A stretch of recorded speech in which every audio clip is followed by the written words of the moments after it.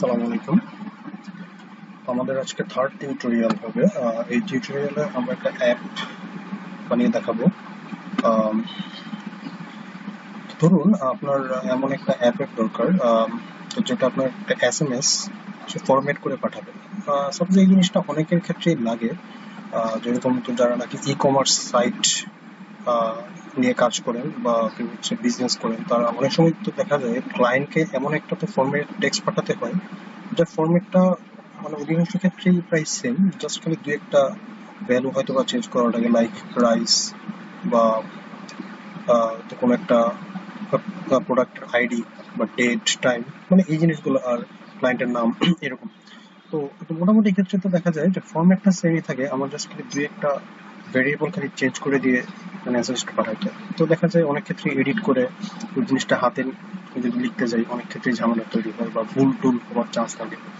তো আমি যদি এই কাজটা একটা অ্যাপকে দিয়ে দিই, সাপোজ আমার অনেকগুলো টেক্সট বক্স থাকবে, ওখানে আমার খালি যে ইনফরমেশনগুলো দেওয়া দরকার দিয়ে দিব, আর সেন্ড করলে সে অটোমেটিক্যালি ফরম্যাট করে ক্লায়েন্ট এসএমএস পাঠিয়ে দেবে। আমরা আজকে সেই জিনিসটাই শিখবো যে কিভাবে এরকম এটা করা যেতে পারে। তো বরাবরের মতো আজকেও দেখবেন এখানে একটা প্রিভিউ আছে, এখানে আমি যা করবো এখানে সব আপডেট হয়ে যাবে ফোনের মধ্যে। ওকে, তো আজকে আমরা যে টুলটা নিয়ে কাজ করবো এটা হচ্ছে এসএমএস টেক্সট, একটা অ্যাপ আছে টেক্সট পাঠানোর জন্য, এটা হচ্ছে সোশ্যালের মধ্যে পাবেন, টেক্সটিং নামে একটা tool। এই টুলটা নিয়ে কাজ করবো। তো তার আগে আমরা আমাদের ইন্টারফেসটা সাজিয়ে নিই। ইন্টারফেসে আমি আগে একটা লেআউট নিয়ে আসি, একটা টেবিল অ্যারেঞ্জমেন্ট। টেবিল অ্যারেঞ্জমেন্টে কলাম দুইটাই থাকুক, আর রো একটা দিলাম, আর একটা ফিল প্যারেন্ট থাকবে। ওকে, এখন আমি কতগুলো টেক্সট বক্স নিয়ে আসবো। একটা টেক্সট, সরি, একটা টেক্সট বক্স, আর একটা সাপোজ আমি এমন একটা ফরম্যাট চাচ্ছি যে শুরুতে থাকবে ক্লায়েন্টের নাম, লাইক ফরম্যাট হবে dear X, your order ID is this and your total price is this. Thank you. From your company name, then date and time. তো এরকম একটা ফরম্যাট হলে আমাদের তো লাগবে কি কি আসলে, ক্লায়েন্টের নামের জন্য একটা টেক্সট বক্স, তারপর হচ্ছে ফোন নাম্বারের জন্য একটা টেক্সট বক্স, মানে যে নাম্বারে টেক্সটটা যাবে, তারপর অর্ডার আইডির জন্য একটা টেক্সট বক্স, আর একটা হচ্ছে টোটাল প্রাইস। তাহলে আমি আরেকটা নিয়ে আসলাম, চারটা। তারপর নিচে একটা সেন্ড এসএমএস এর জন্য একটা বাটন নিয়ে আসলাম। তাহলে এই বাটনটার নাম থাকবে সেন্ড। এটা কালারটা দিয়ে দিলাম গ্রিন, আর এটার সাইজটা আর একটু বড় হবে, আর ফন্টের সাইজটা একটু বড় করে দিলাম। ওকে, আর শেপটা আমি রাউন্ড করে দিলাম, রাউন্ডটা দেখতে ভালো লাগে তাই আমি অলওয়েজ রাউন্ড দিয়ে সাধারণত। আর এগুলোর ক্ষেত্রে আমি হিন্ট ইউজ করতে পারবো। হিন্ট বলতে আসলে আমি কি ইনপুট দিব এটাতে, লাইক এটা হবে লাইন।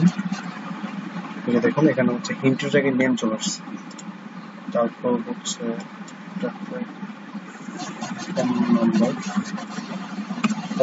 ফোন নাম্বারে যেহেতু আমার হচ্ছে নাম্বার ইনপুট হবে শুধুমাত্র, তার মানে নাম্বার অনলিটা আমি টিক মার্ক করে দেবো। তারপর হচ্ছে অর্ডার আইডি, তারপর হচ্ছে প্রাইস।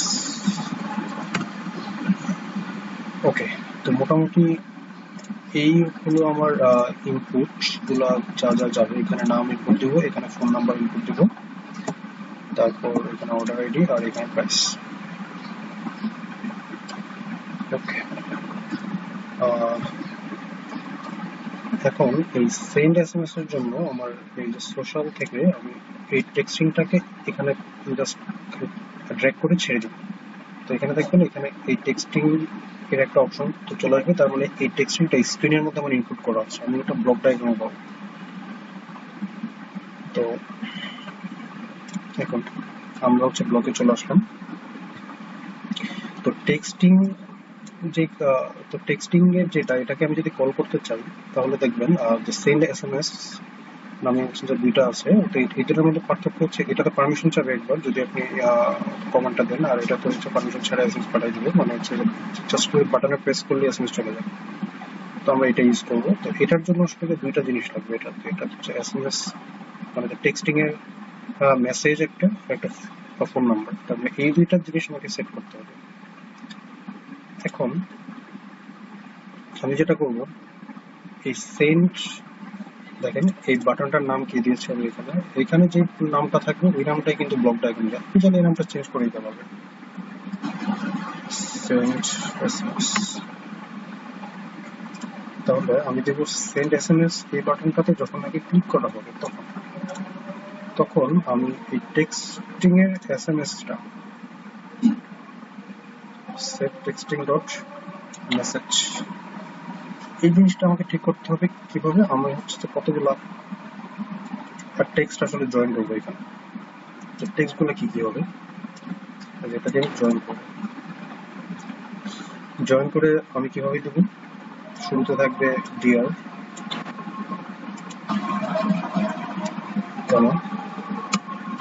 তারপর ক্লায়েন্টের নাম। ওই ক্লায়েন্টের নামটা কোথেকে আসবে, তার আগে আমি সবগুলা টেক্সট বক্স গুলোর নাম চেঞ্জ করে দিই। টেক্সট বক্স 1 এর নামটা হবে নেম, তাহলে আমার জন্য বুঝতে সুবিধা হবে পরবর্তীতে করতে। এটা হবে নাম্বার, তারপরেরটা হবে আইডি, আর তারপরেরটা হবে প্রাইস। এবার আমার জন্য বুঝতে সুবিধা হবে ডিয়ার নেম থেকে আমি এটার নেমটা ধরে নিয়ে যাই, নেমের টেক্সট। আমার কিন্তু শুধুমাত্র টেক্সটটা লাগবে। তো আমার এই জয়েনের মধ্যে অনেকগুলো স্ট্রিং আমি অ্যাড করে নিয়েছি, যেহেতু আমার এগুলো সব লাগবে, অনেকগুলো স্ট্রিং এখানে অ্যাড হবে। মানে আমি এখানে যে ফাংশনটা ইউজ করতেছি এটা আসলে একটা স্ট্রিং জয়েনার, মানে কতগুলো স্ট্রিং আপনি যদি দেন একটার পর একটা, তাহলে সেইগুলোকে জয়েন করে নিউ একটা স্ট্রিং আপনাকে দিয়ে দিতে হবে। ওইটাই আমি হচ্ছে এটাতে সেভ করতেছি। তো আমি ডিয়ার কমু, তারপরে হবে তারপরে সাধারণত কি থাকে, ইউর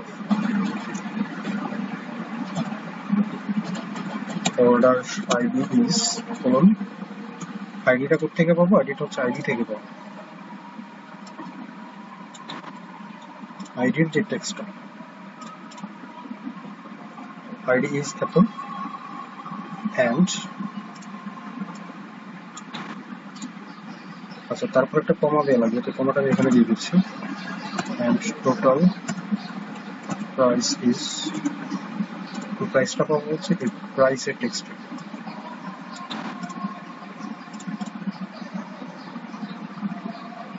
শেষ। তারপর আবার হয়তো আমি আমার কোম্পানির একটা নাম দিয়ে দিতে পারি, থ্যাঙ্কস ফ্রম কোম্পানি এক্স।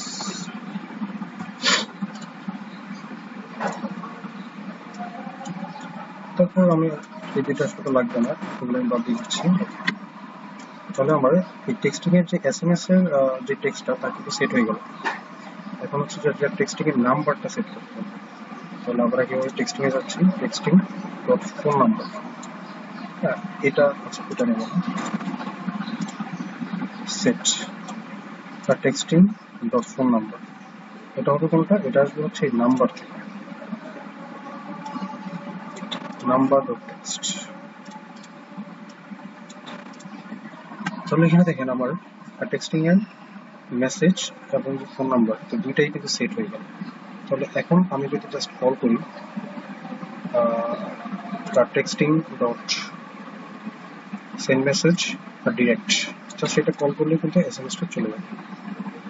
তো এখন এসএমএসটা সাধারণত পাঠানোর আগে আমাদের একটা কনফার্মেশন এর একটা অপশন থাকে, যে আমার সবকিছু একবার দেখে সাধারণত আমরা ঠিক করি যে ঠিক আছে কিনা। তো এইটা যদি আমরা দেখাতে চাই, এটা আসলে তো ডিরেক্টলি ভাবে দেখানোর উপায় নেই, আমরা হচ্ছে যে নোটিফায়ার ইউজ করতে পারি, একটা নোটিফায়ার ইউজ করতে পারি। নোটিফায়ারের কাজ হচ্ছে যে আমি স্ক্রিনে কোনো একটা কিছু যদি নোটিফিকেশন দেখাতে চাই তাহলে এটা ইউজ হয়। তাহলে আমরা যেটা ইউজ করতে পারি যে নোটিফায়ার,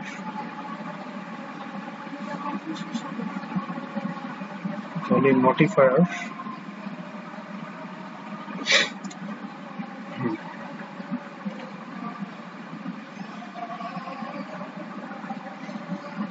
আমরা তাহলে যেটা নিব কল নোটিফায়ার,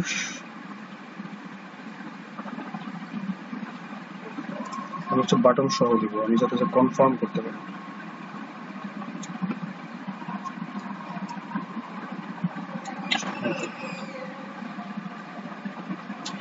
নোটিফায়ারের হচ্ছে মেসেজটা যেটা হবে তা হবে কিন্তু এটা, আমি জাস্ট এটাকেই আবার তো ডুপ্লিকেট করে এখানে দিতে পারি, আর টাইটেল একটা কিছু দিয়ে দিতে পারি কনফার্ম,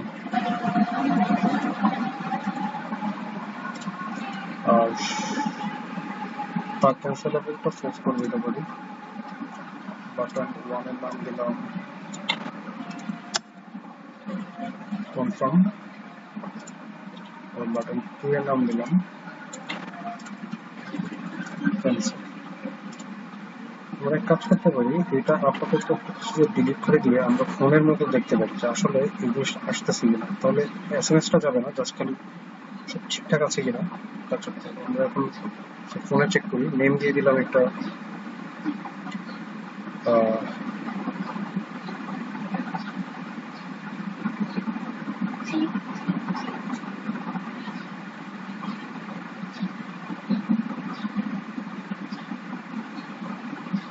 এক্স, নেম খুঁজে পাচ্ছি না কোনো, বহুত ব্যাপার, জাভিয়ার। ফোন নাম্বার দিলাম 456, অর্ডার আইডি 67, আর প্রাইস হচ্ছে 560। সেন্ডে ক্লিক করলে আমার এখন শো করার কথা স্ক্রিনে যে এইগুলো সব ঠিকঠাক আছে, দেখি। হ্যাঁ, এই যে দেখেন, ডিয়ার জাভিয়ার, জাভিয়ারের পর একটা স্পেস হবে বা নিউ লাইন হবে, your order ID is এত and total price is এত, thanks from company X। তার মানে আমি এখন যদি যে কনফার্ম দিই তো তাহলে কিন্তু এসএমএসটা চলে যাবে, বাট এখনো যদিও যাবে না, আমি ওই কমান্ডটা যদি ডিলিট করে দিয়েছি, বাট ওই সেন্ড এসএমএস এর যে কমান্ডটা এটা যদি আমি অ্যাড করে রাখি এখানে তাহলে কিন্তু এটা চলে যাবে, আর যদি ক্যান্সেল দিয়ে দিই তাহলে কিন্তু যে ক্যান্সেল হয়ে যাবে জিনিসটা।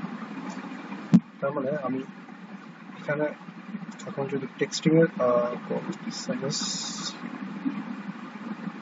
আচ্ছা এখানে একটা ব্যাপার, আমি যদি চাই যে কনফার্ম করার পর এসএমএসটা যাবে তাহলে কিন্তু মানে এখানে আর এই কমান্ডটা দেওয়া যাবে না, কারণ কি তাহলে হচ্ছে মানে যদি যে কনফার্ম নাও করি তাও কিন্তু এসএমএসটা চলে যাবে। তাহলে যেটা করতে হবে এটা হচ্ছে আফটার পিক নামে একটা অপশন আছে, আফটার চুজিং হচ্ছে যে নোটিফায়ারে আমি কি চয়েস দিলাম তার উপরে তো বেস করে আমি আবার একটা কন্ডিশন দিয়ে দিতে পারি। তো কন্ডিশনটা হতে পারে এরকম, যেগুলো আমি কন্ট্রোল থেকে ইফ নিয়ে আসতে পারি। ইফ এর তো ব্যাপারটা হচ্ছে ইফ মানে এই চয়েসের ভ্যালুটা যদি কনফার্ম হয় তাহলেই একমাত্র কিন্তু এসএমএসটা যাবে, আর না হলে কিন্তু এসএমএসটা যাবে না। তো তো ওটা আমি কিভাবে করতে পারি, ইফ আমি একটা ইকুয়াল যে সিম্বল, ইকুয়াল চেকের যে অপশনটা, মানে এটা দিয়ে আমি এই দুইটা পার্ট আসলে ইকুয়াল কিনা, এটার দুই জায়গায় দুইটা আমি যদি ভেরিয়েবল বা ভ্যালু রাখি, এই দুইটা ইকুয়াল কিনা সে চেক করবে, যদি ইকুয়াল হয় তাহলে ট্রু রিটার্ন করবে, আর না হলে কিন্তু ফলস দেখাবে। তার মানে এটা যদি আমি দিই এরকম ভাবে যে গেট চয়েস যদি একমাত্র এই কনফার্মের সমান হয় তাহলেই এসএমএসটা যাবে। এটাকে আমি এর মধ্যে এখানে দিয়ে দিলাম, তাহলেই আমার সেন্ড এসএমএসটা যাবে। হ্যাঁ, এই যে এবারে যেটা হবে, এবারে আমি যদি শুধুমাত্র এখানে এই যে আবার আমি দেখো, এখন আমি যদি ওই সেন্ডের ঘরে এখানে যদি কনফার্মে প্রেস করি তাহলে কিন্তু শুধুমাত্র এসএমএসটা যাবে, আর না হলে কিন্তু এসএমএসটা যাবে না। তো আমি হচ্ছে অ্যাপটা ইনস্টল করি নি, অ্যাপ ইনস্টল না করলে আবার এসএমএসটা দেখানো যাবে না। অ্যাপটা যদি আপনারা ইনস্টল করে তো তাহলে আপনারা যদি ফোনে ইউজ করেন তাহলে কিন্তু আপনারা দেখতে পাবেন যে এই কনফার্ম দেওয়ার পরে এসএমএসটা যে নাম্বারে দিবেন এই নাম্বারে কিন্তু এসএমএসটা চলে যাবে। আর অ্যাপটা হচ্ছে যে কিভাবে ইনস্টল করবেন তা আমি একটু দেখাই দিই। এখানে এই বিল্ডে যাবেন, বিল্ডে গেলে তারপর হচ্ছে অ্যাপ আপনি চাইলে সেভও করতে পারেন, বা একটা কিউআর কোড দিয়ে কিন্তু কিউআর কোড স্ক্যান করে ফোনের মধ্যে অ্যাপটা ইনস্টল করে নিতে পারবেন। তো এইভাবে আমরা ইচ্ছা করলে আমাদের কোম্পানির জন্য বা ই কমার্স বা কোনো শপের জন্য আমরা এইভাবে ছোটখাটো টুকিটাকি কাজগুলোকে সহজ করার জন্য এসএমএস অ্যাপ তৈরি করে নিতে পারবো। এবং এটা তো শুধুমাত্র একটা যে ফরম্যাট, একটা ছোট ফরম্যাট দিলাম, এভাবে আরো চাইলে আরো অনেক ধরনের ইনফরমেশন অ্যাড করে আরো অনেক ধরনের ফরম্যাট ইউজ করে আপনারা এটা করতে পারেন। আবার একই সাথে এটাও করতে পারবেন যে এখানে যে ডাটাগুলো সেন্ড করবেন তা একই সাথে যে গুগল শিটে গিয়ে আপলোড হয়ে যাবে, তাও আমরা পরবর্তীতে একটা ভিডিওতে দেখবো। আপাতত আজকে এই পর্যন্ত থাক। ইনশাল্লাহ আমরা পরবর্তীতে আরো কয়েকটা অ্যাপ আমরা তৈরি করা দেখবো। আর এই পর্যন্ত আশা করি যা দেখানো হলো তা আপনাদের কাজে লাগবে। আপনারা এগুলো ট্রাই করবেন, ট্রাই করলে দেখবেন আপনারাই অনেক কিছু তো বের করে ফেলতে পারতেছেন এটা থেকে। ওকে, তাহলে এই পর্যন্তই থাকবো আজকে।